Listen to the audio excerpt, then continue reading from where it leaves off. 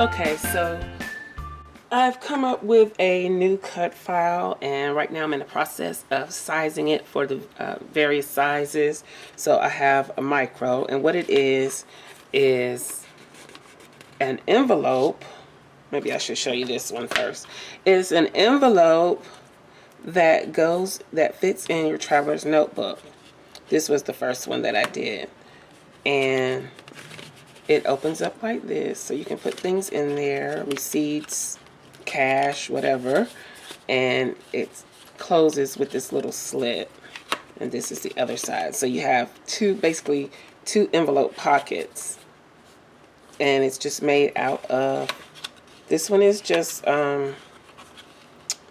cardstock from like the paper pads, and I thought it was a bit heavy. I don't know, I guess it kind of depends on what you like personally, but that's that. And then this is just a piece of craft text that I've gone over with some multimedia matte and these two Nouveau Mousse embellishments. So I'm just making a mess. Okay, so this was originally just white craft text, which is this. And craft text is like a paper, but it also acts like a fabric. So you can put this in the washing machine. I mean, not once you've painted and everything, but before you do whatever you're going to do to it, you can wash it. It gives it kind of a crinkled, leathery look. I'll put a link down below so you can go check it out. But anyway, so this is strong. I mean, it's not going to tear. So I haven't added the bands yet, but I made this just to see, you know, if I had the right size and everything. So this is a piece of printed vellum. I'd previously hauled vellum from Hobby Lobby, a pack of vellum. So that is this. Okay. From Hobby Lobby, and it has how many sheets? It's 8.5 by 11, 25 sheets, $6.99. I hauled it when all the paper was 50% off. So I have this pattern that I printed on the vellum, just using my regular inexpensive printer. Then I ran it through the silhouette using the cut files that I made, and this is the envelope. So like I said, I don't have a micro that's strung with the strings in it to show you how it works, but it basically works, you know, the same way as the pocket size did. So there's that, and then I also made one just out of plain vellum. And this is a personal size. I think, no. This is the plain vellum, and it's also pocket size. So it goes in here like this. And I kind of like the plain vellum because you can see a little bit through it, so you can see what you have in your pocket. So let's put something in there. Here's a tag just to show you. And I did make the slits a little bigger, as you can see here, than in my original, because I did not like having to fight to get this in there. So I don't know what you think about those slits, but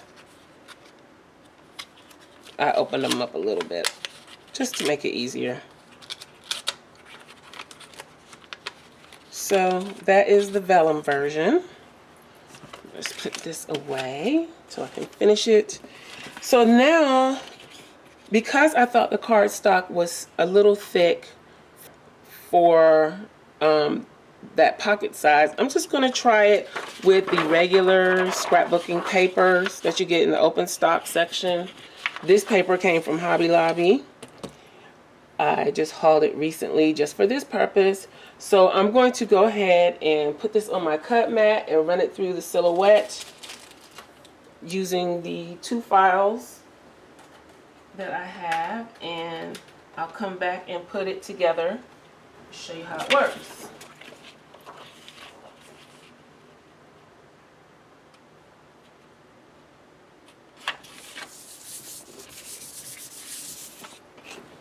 Okay, so here is the outside piece of the folder.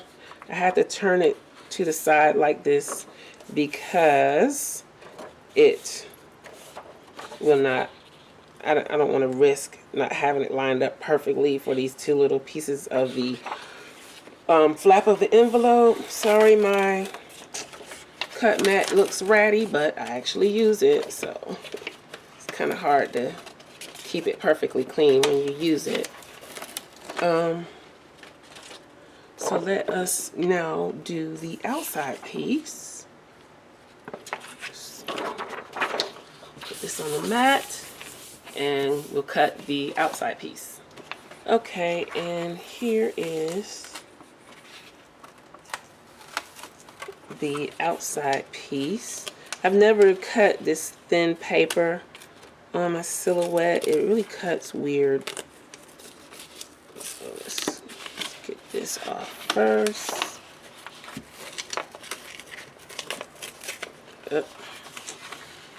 Don't want to tear anything.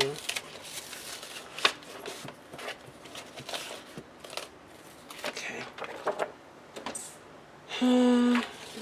Didn't cut this little piece that well, but it's okay. Okay.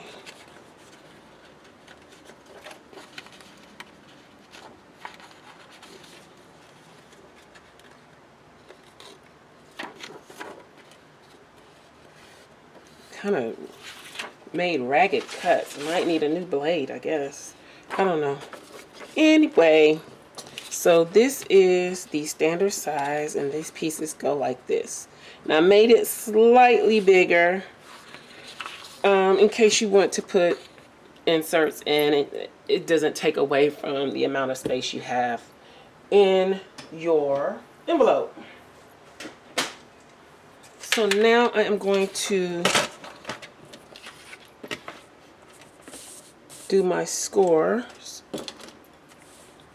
and what we have is these are the flaps that you're going to glue this piece to. So of course, as usual, they are a 1/2 inch, and with this thin paper you don't want to score too hard. Let's do this other side, a 1/2 inch.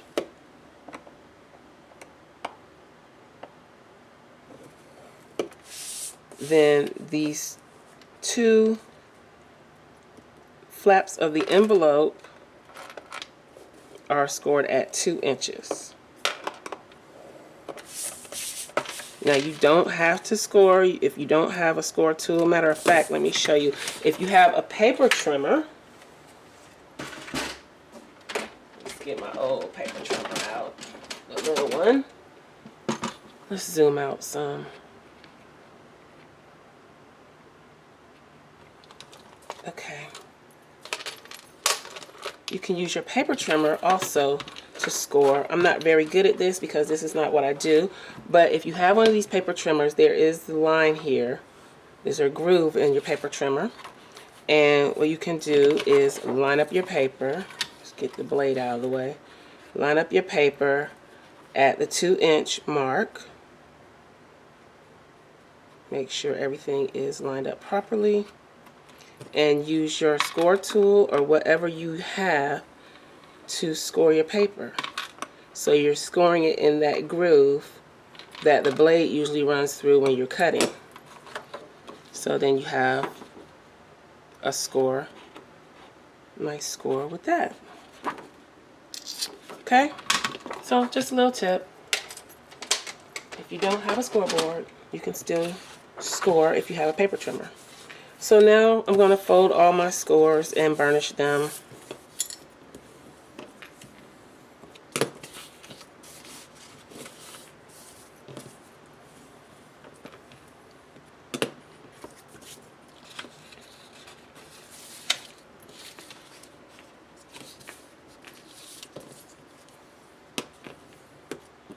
Okay.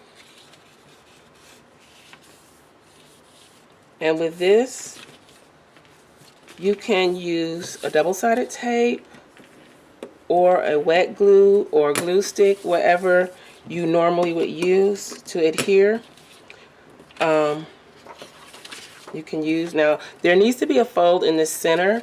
You can score. I'd rather not, because once I put this in, if these aren't lined up exactly and scored exactly, it's going to be a little off. So I'm just going to fold it freehand with that part of this.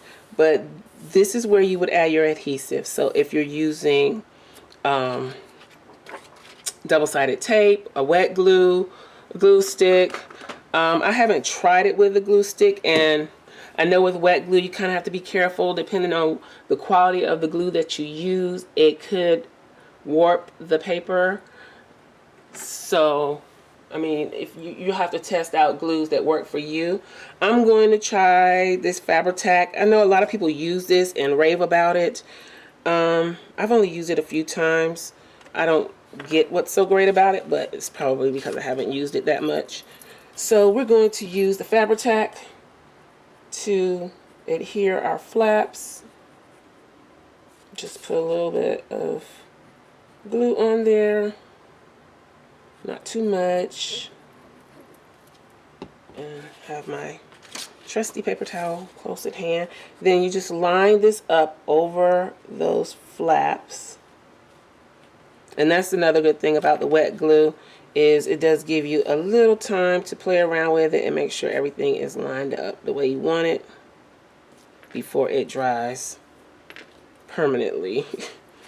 So, and I always have a napkin or something, paper towel, to clean up any seepage. And so you would let that dry.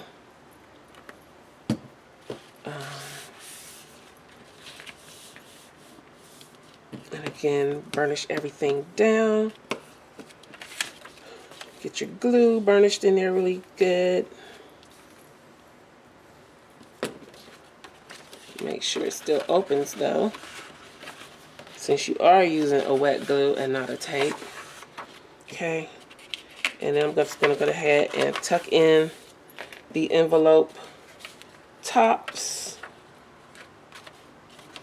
This came out really nice, and maybe the open stock paper is a better choice.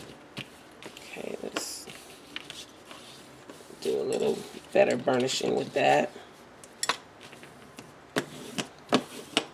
I like everything to lay nice and flat like it's supposed to, so I burnish things to death. Okay, so now we're just gonna line this up. Of course, you might want to wait until your glue is dried a little better, but I need to go ahead and do this since I'm recording. And we're going to burnish our crease. This is really nice. It came out, I love this paper. It came out really nice.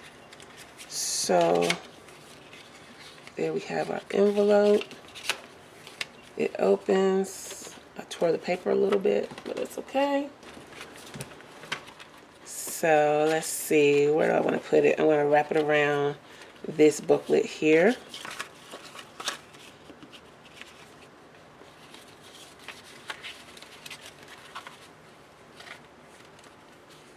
I can grab hold to it.